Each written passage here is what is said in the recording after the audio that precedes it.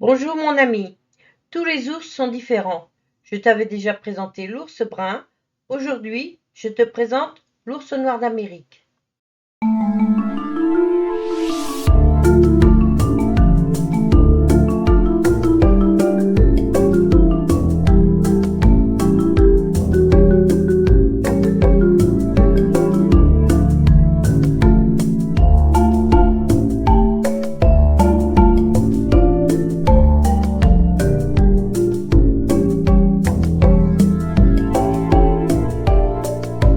L'ours noir, de son nom scientifique Ursus americanus, est différent des autres ours américains. Je vais t'expliquer. Il est plus petit que le grizzly et l'ours polaire, mais pas moins dangereux. Il n'est pas forcément noir. Ah, ça se complique. Il peut parfois être brun, blond et même blanc. Bon, pour le reconnaître, quelques astuces. Tu te promènes à Yellowstone et tu aperçois un ours. Première fois de ta vie que tu rencontres un ours pour de vrai. Mince, il n'est pas noir. Regardons déjà son dos entre ses épaules. Il n'a pas un air bossu, alors ce n'est pas un grizzly. Car le grizzly, l'ours brun donc, est bossu entre ses épaules. L'ours noir est assez farouche, il a peur de l'homme, il le côtoie pourtant souvent. Il pille les poubelles, rentre dans les jardins, dévaste les campements à la recherche de nourriture. Son museau est différent aussi. Il est long, pointu et de couleur brune généralement.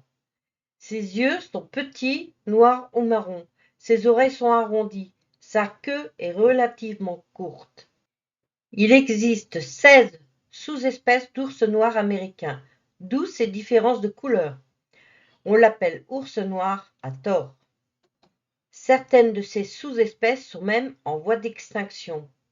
Il est plus petit que l'ours polaire et l'ours brun. Certains individus portent une ou plusieurs taches blanches sur le cou ou la poitrine. L'ours noir mesure entre 1,40 m et 2 m de long. Sa hauteur au garrot est entre 1 m et 1,20 m.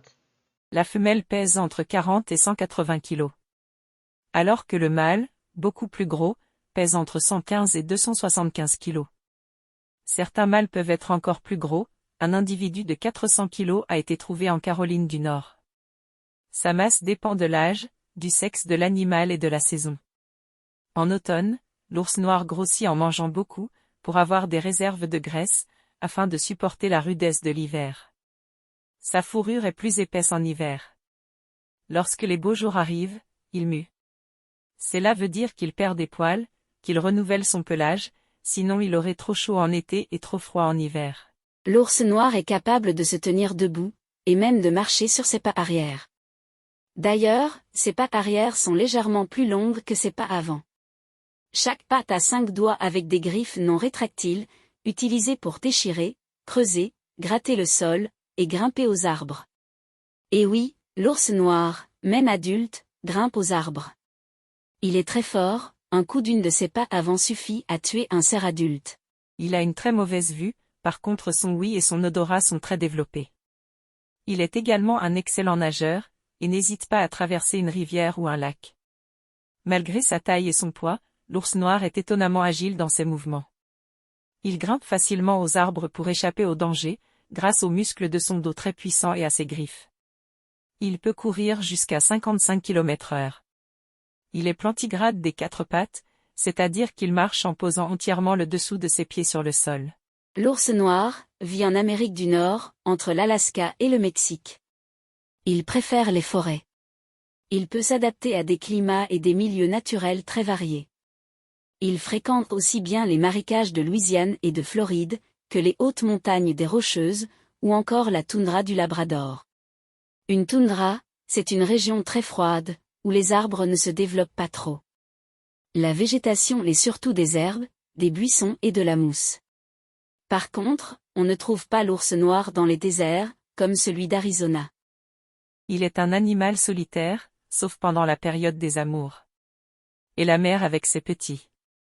Occasionnellement, dans les zones d'abondance alimentaire, il côtoie d'autres individus. Il sort généralement le jour, sauf dans les secteurs où il y a beaucoup d'humains, il sort la nuit. Contrairement aux idées reçues, les attaques de l'ours noir contre l'homme sont assez rares. Même pour protéger ses petits, la maman ours n'attaque pas l'humain. L'ours noir passe l'hiver au chaud dans sa tanière, en état de somnolence, proche de l'hibernation. Ça veut dire qu'il peut réagir à une attaque. Lorsque le froid commence à s'installer, c'est comme s'il prenait un somnifère. C'est un cachet qui fait dormir. Son cœur bat moins vite, la température de son corps diminue. Il passe donc tout l'hiver, sans manger, ni boire, ni faire pipi ou caca. Cet état dure entre 4 à 7 mois, selon le climat de son milieu de vie. Dans le sud du pays et au Mexique, il n'hiverne pas ou peu. L'ours noir se déplace en fonction des saisons pour rechercher sa nourriture. Il est omnivore, il mange de tout. Plus de la moitié de son régime alimentaire est végétal ou des fruits. Parfois, il mange des insectes ou des charognes. Il est aussi un très bon pêcheur, selon son lieu de vie, il attrape et mange du poisson. Il lui arrive de chasser des mammifères si l'occasion se présente.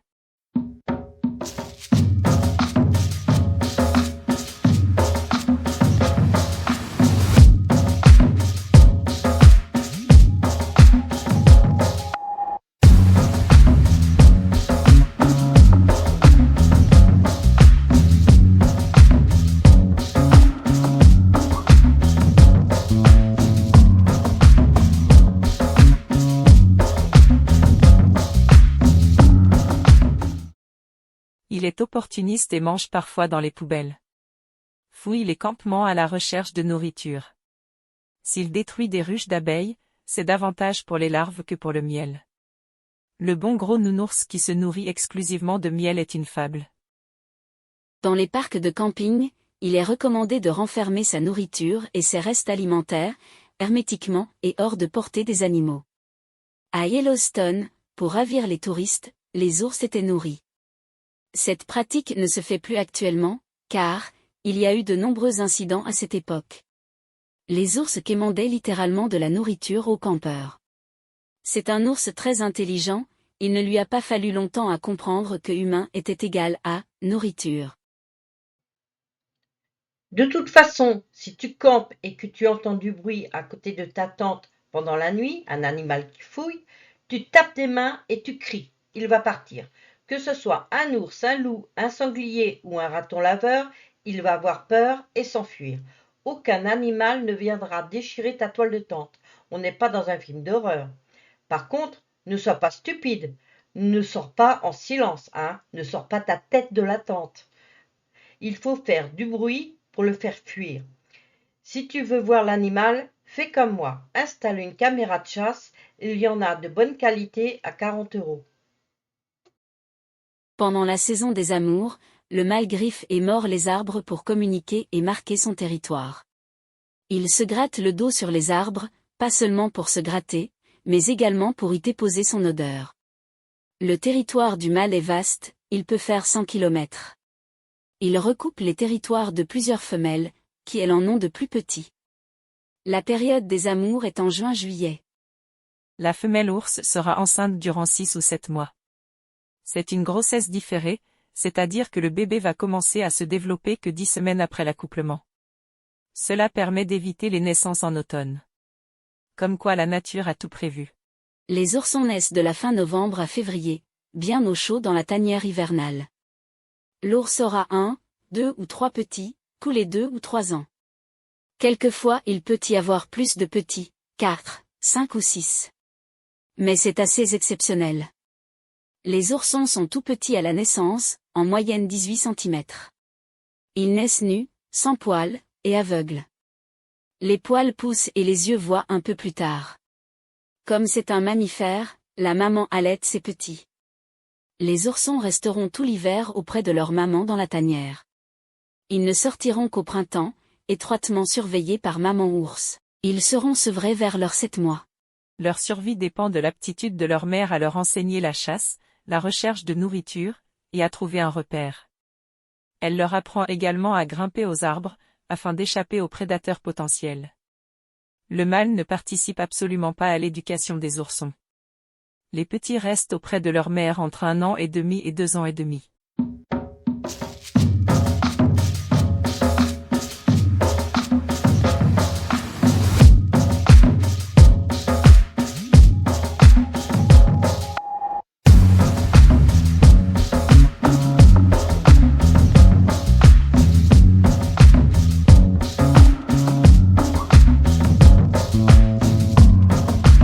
Avant l'arrivée des colons européens, les Amérindiens chassaient l'ours pendant l'hiver, en profitant de sa période de dormance. Le corps de l'animal leur fournissait donc de la viande, de la graisse et de la fourrure. Ils se servaient même les os. Les guerriers portaient des colliers de griffes autour de leur cou. L'ours n'était pas en danger, il y en avait beaucoup, les Amérindiens n'en chassaient pas beaucoup. L'ours est souvent vénéré sur les totems amérindiens. Un totem est une grande sculpture en bois, sous la forme d'un poteau sculpté et décoré de symboles et de figures souvent animalières. À la fin du XVIIe siècle, les colons européens encourageaient les Amérindiens à faire le commerce des fourrures d'ours.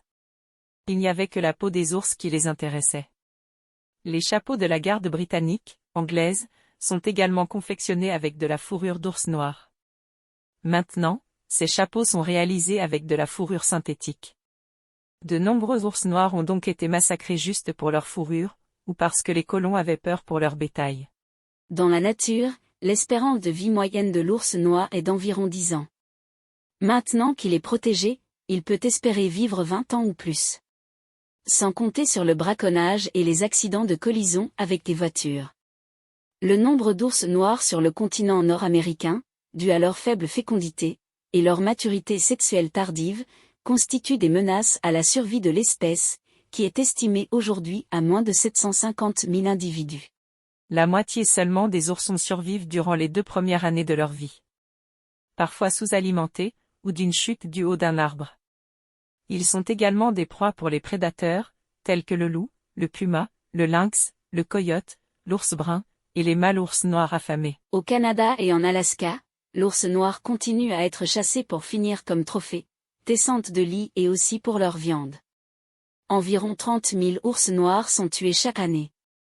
Cette chasse est très réglementée, mais il y a toujours les braconniers, qui tuent n'importe quel ours.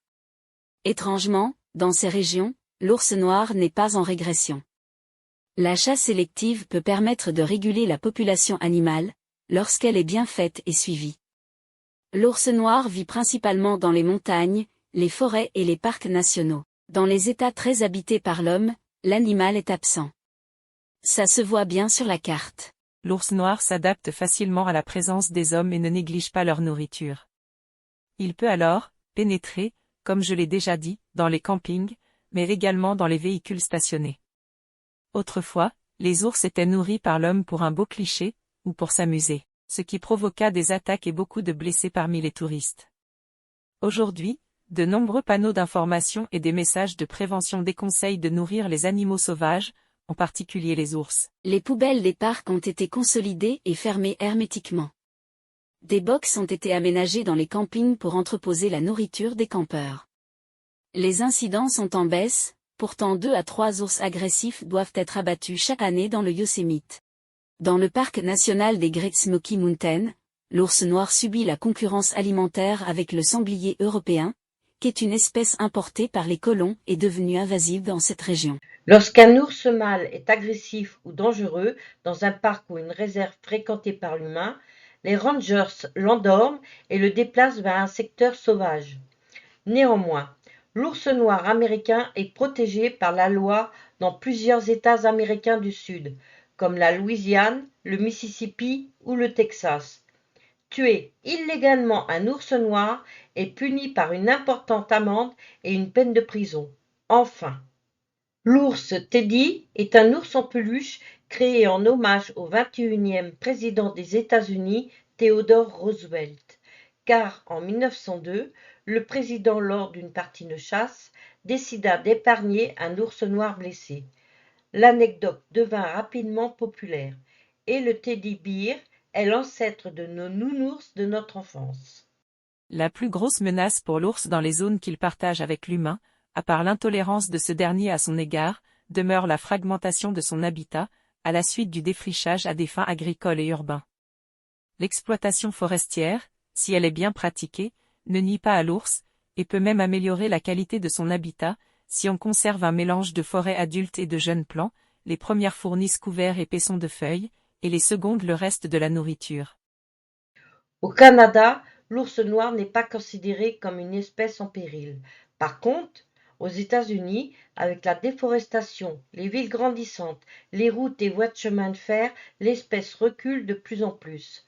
Heureusement, de nombreux parcs et réserves protègent l'ours noir et de nombreuses autres espèces.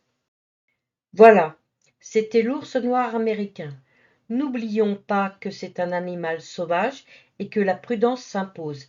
Il ne faut surtout pas tenter d'approcher ou de nourrir un ours qui ne semble pas effrayé. L'ours est intéressant à observer et à photographier, mais il peut réagir de façon imprévisible lorsqu'on s'en approche trop près. Si tu as des questions, n'hésite pas à me les poser. J'essayerai d'y répondre au mieux. Je te souhaite une bonne fin de semaine, mon ami, et n'oublie pas que la nature est précieuse.